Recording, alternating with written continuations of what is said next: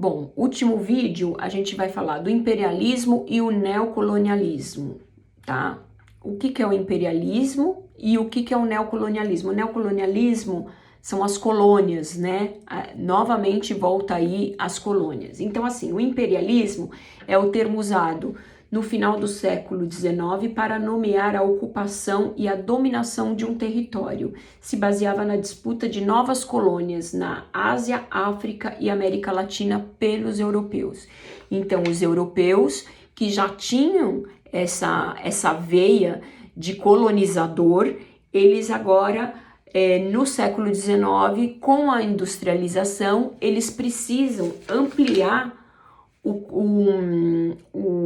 a mão de obra deles, eles vão procurar lá a mão de obra barata em outros lugares. Então, aonde eles vão? Eles vão para Ásia, África e América Latina, tá? Então, o imperialismo é isso, é essa ocupação e dominação de novas colônias, por isso o neocolonialismo, tá? Então vão vir aí novas colônias nesses lugares, Ásia, África e América Latina. As grandes empresas capitalistas europeias precisavam conquistar novos mercados para assegurar seus lucros crescentes. Por isso, a busca de novas colônias em outros continentes. É mais ou menos aquilo que estudou em geografia. Lembra o domínio dos Estados Unidos, né? Que ele foi buscar abrir fábricas no México e tudo mais? É basicamente isso. Então, a Europa tinha muita empresa capitalista, né? Muitas fábricas, empresas, e aí elas precisavam aumentar, eles queriam aumentar os seus lucros e procurar a mão de obra mais barata. Então, eles foram colonizando outras regiões, né? Tem um movimento que chama missão civilizatória, é a ideia de que o povo branco europeu era superior aos demais povos, considerados povos exóticos e inferiores, surgindo as teorias do darwinismo social, que é aquilo que a gente viu nas teorias raciais, lá nos pensamentos do século XIX, né? Então, Charles Darwin é o pai do darwinismo social e existia essa ideia de que o europeu era superior aos outros povos. Por quê? Porque tinha muita diferença, né? Eles chegavam na África, na Ásia, na América Latina, eram costumes totalmente diferentes, pessoas totalmente diferentes, com aspectos físicos totalmente diferentes.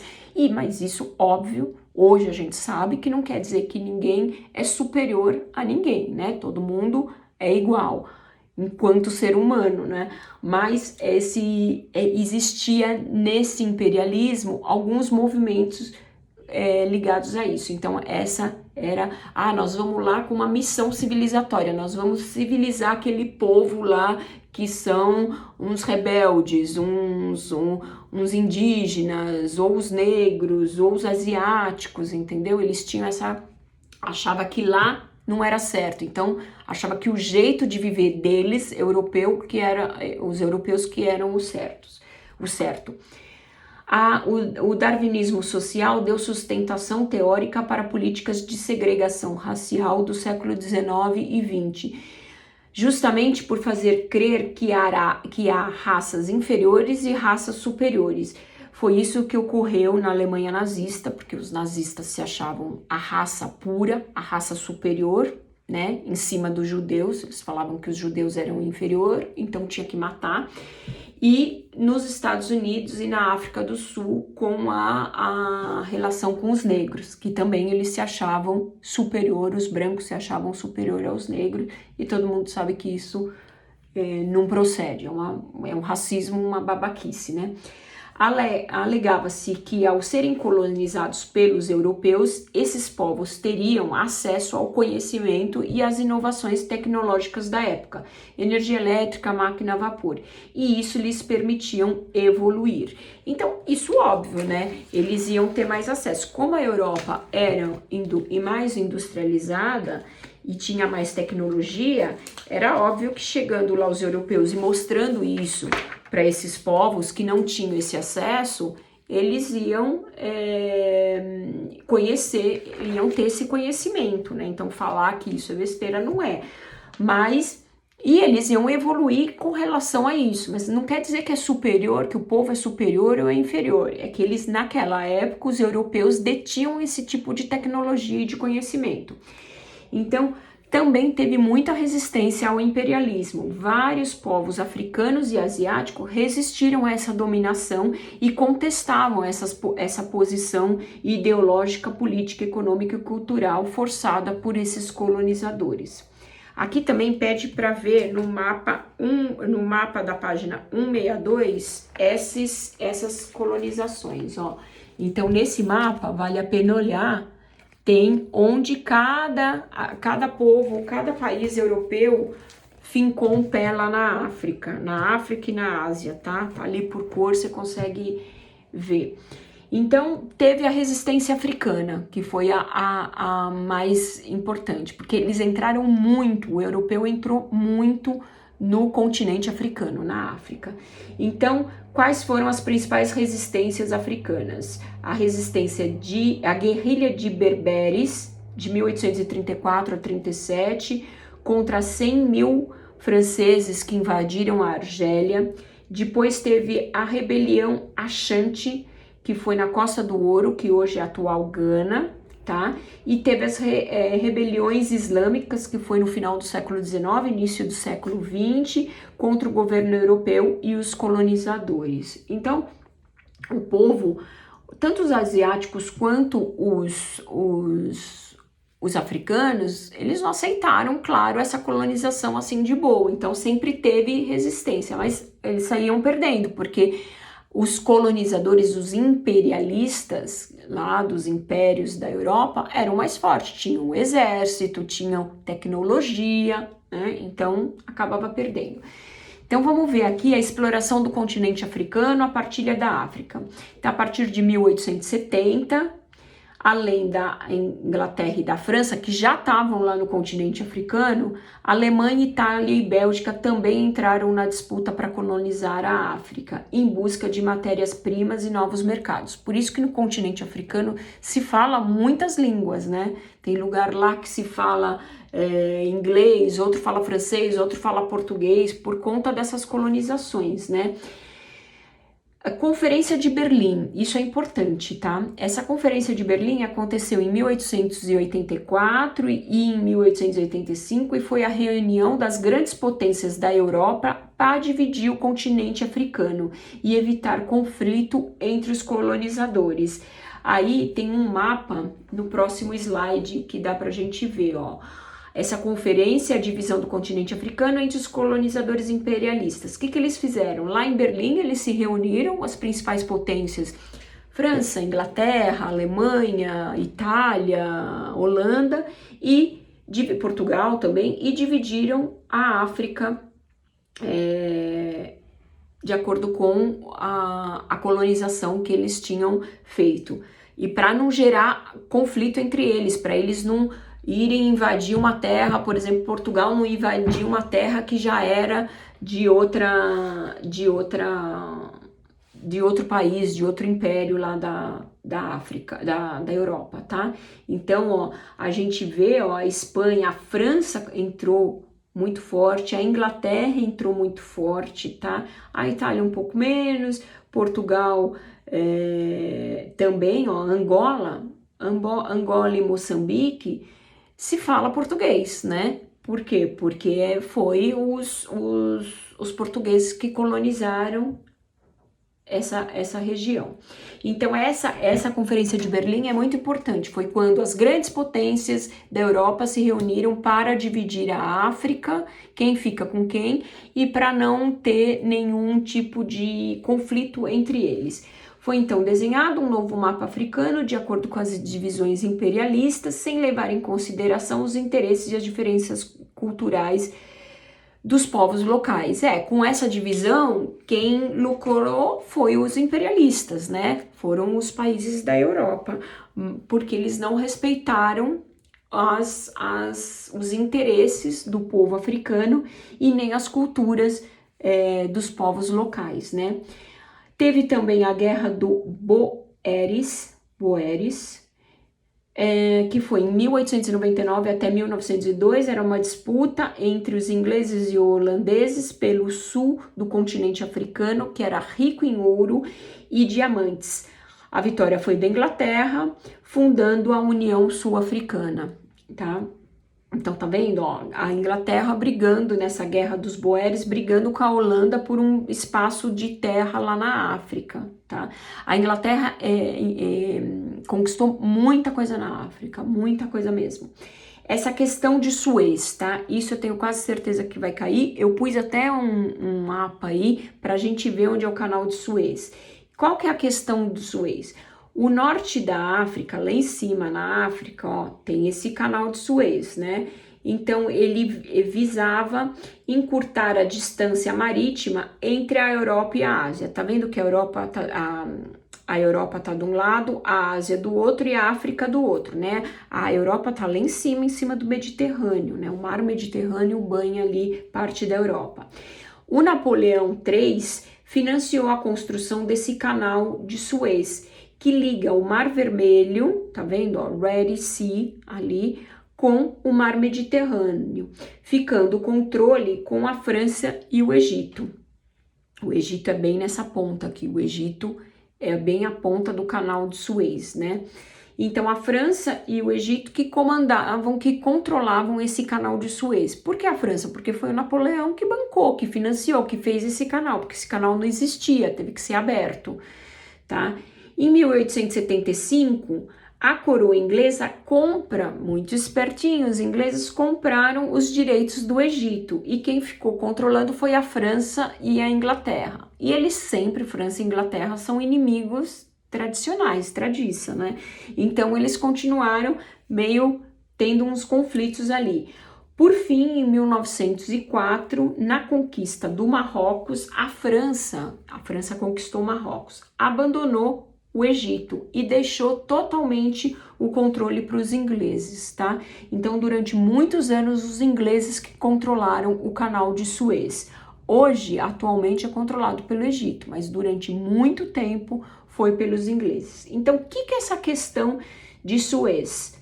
No norte, é essa questão lá no norte da África, lá no canal de Suez, que visava encurtar as distâncias marítimas entre a Europa e a Ásia. E aí tem essa disputa de controle. Então, primeiro quem controlava era a França e o Egito, depois França e Inglaterra, depois Inglaterra, tá bom? Então, essa é a questão de Suez. Aí o próximo slide é o 15, o que a gente já viu, da Conferência de Berlim. Aí a gente passa também para um outro fato importante que aconteceu na divisão lá da África, que foi a questão marroquina. Além dos alemães, os alemães também desejavam conquistar Marrocos e entraram em conflito com a França. Marrocos era da França. Essa foi uma das causas até que deu início à Primeira Guerra Mundial. Então também teve essa questão marroquina. Então, consequências do colonialismo africano, né? A África virou uma colônia de vários imperialistas. Ela foi dividida, foi fatiada para vários países da Europa. A colonização da África trouxe grandes lucros para as potências imperialistas, acelerando o desenvolvimento econômico. Paz armada foi o período onde a corrida armamentista foram impulsionadas pelas disputas entre as nações europeias. Ela viveu essa paz armada. Os colonos europeus, eles se fixavam em terras férteis e expulsavam os nativos, os africanos. Cobravam impostos que eram pagos, eles não tinham dinheiro para pagar, pagava com um trabalho forçado. Lá nas ferrovias, nas plantações, nas minerações espalhadas por todos os continentes. Então eles construíram ferrovias, os imperialistas, mas quem trabalhava? Os africanos, muitas vezes trabalhos forçados, tá? Nas plantações, e como tinha muito minério de ouro, de ferro, de diamante, quem trabalhava eram os africanos. Então grande parte dos problemas sociais e econômicos que a África enfrenta até hoje é por causa dessa exploração do seu povo que foi vítima, né, desse imperialismo. Aí teve o imperialismo na Ásia, aí acabou a África, vamos falar de Ásia. A Ásia, eles não tem muita matéria, tá? Mas a Ásia sempre foi o berço de uma civilização antiga. Quando a gente está falando de Ásia, a gente está falando de China, de Japão, né? Tá ali daquela região lá da Ásia, né? Tem muita coisa ali, o continente asiático é grande. Eles eram grandes impérios e tinham um comércio intenso entre terra e mar. No século XIX, a Ásia foi dominada pelos interesses dos imperialistas, né? Então também invadiram a Ásia. E com o fim do tráfico de escravos africanos no século XIX, os europeus passaram a usar trabalhadores asiáticos como mão de obra ou barata ou forçada, especialmente os chineses, porque a China sempre foi muito grande, sempre teve muita gente, então foram colonizar lá, né? Estima-se que entre 12 milhões e 27 milhões de asiáticos deixaram seu continente para trabalhar em outras regiões onde viviam em condições degradantes e de trabalhos forçados, tá? Então, não fala muita coisa aqui do imperialismo na Ásia, mas a gente sabe que aconteceu essa colonização, né? E que eles também, com o fim do tráfico de escravos africanos, os asiáticos também fizeram muito trabalho ou por pouco salário, por pouco dinheiro ou por trabalho forçado, tá? E por último, se fala da Guerra do Ópio. O que é essa Guerra do Ópio? Isso é uma passagem muito importante, tá? Lá na China, entre a Inglaterra e a China. O que é o ópio? O ópio é uma substância extraída da papoula, que é uma flor, né, uma planta, e ele tem ação analgésica e alucinógena, é uma droga. Então, quando ele é usado para o bem, ele é feito medicação, a morfina, anestesia, mas usaram ele para hipnose, para hipnótico, para droga, né? Então, aqui, ó, ele tem ação analgésica, narcótica e hipnótica. Também é usado na produção de morfina e codeína. Morfina e codeína é usado, a gente usa isso até hoje, né? Então, é feito de ópio. Mas o que aconteceu? A guerra do ópio, ela aconteceu durante 2 anos, em 1840 até 1842, tá? Era produzido na Índia. A Índia era colonizada pelos ingleses, pertencia aos ingleses. Então, o ópio, os ingleses vendiam ópio para os chineses através da Companhia Britânica das Índias Orientais. Então, o ópio era produzido na Índia, que quem mandava ali eram os ingleses, e os ingleses vendiam o ópio para os chineses. Esse comércio era muito lucrativo para os ingleses e muito prejudicial para o povo chinês, pois causava dependência e sérios problemas na saúde. Em 1800, porque ainda não existiam essas medicações, eles usavam como droga, como alucinógenos. Em 1839, o governo chinês proíbe a comercialização dessa droga, destrói os carregamentos ingleses, a Inglaterra declara guerra para a China e esse conflito dura 3 anos, tá? E a Inglaterra é vencedora porque a Inglaterra era uma potência, né, nessa época. Então, o governo chinês, graças a Deus que o governo chinês decidiu parar, mas isso durante muitos anos ainda entrava clandestinamente o ópio lá na China. Tem muito ainda na China, muita gente viciada em ópio até hoje. Gerações foram viciadas em ópio. Com a derrota, a China abre os portos e o comércio internacional e entrega a ilha de Hong Kong para a Inglaterra. Hong Kong só foi devolvida para a China em 1997, agora. Então, o que aconteceu? Nessa guerra do ópio da Inglaterra com a China, a Inglaterra sai vencedora, obriga a China a abrir seus portos para comércio, né? Abrir para o comércio internacional e pega a ilha de Hong Kong. Por isso que a ilha de Hong Kong, ela é totalmente diferente da China. Inclusive, eles querem se separar, eles não querem fazer parte da China, né? Hoje eles fazem, porque a China é um governo comunista, socialista, totalitário. E Hong Kong não é. Hong Kong foi colonizado pelos ingleses. Então, lá tem uma democracia, tem um sistema capitalista, né? Então, existe aí um impasse, uma guerra até hoje. E aconteceu também outro fato aqui, a revolta de Taiping, que a grande paz revolta Taiping significa grande paz em chinês. Foi um dos conflitos mais sangrentos da história, liderada por Hong Xiuquan em Nanquim.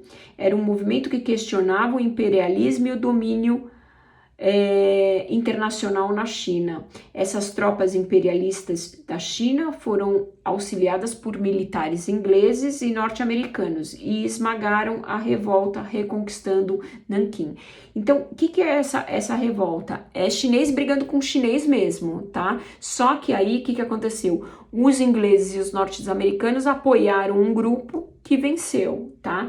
Esse grupo, ele queria essa paz, ele queria tomar essa cidade de Nanquim, porque eles se revoltaram contra o governo atual da China, atual lá da época, né? Lá em 1851, eles se revoltaram contra o governo e eles não queriam tanta interferência, porque o governo estava deixando ter muita interferência dos imperialistas, né? Dos europeus. Então eles não queriam, e aí entraram em conflito, mas óbvio que esse governo ganhou por conta do apoio militar dos ingleses e do norte-americano. Bom, é isso. Vale a pena dar uma lida no livro. O conteúdo que o professor disponibiliza, eu acho bem complicado. Ele não explica, ele só põe tópicos. Eu não sei se isso foi explicado em sala de aula, né? Deve ter sido, mas é meio confuso. Por isso o livro eu acho mais interessante. Tem várias figuras, vários mapas, vários quadros que tem que dar uma olhada, tá bom? Um beijo e boa prova.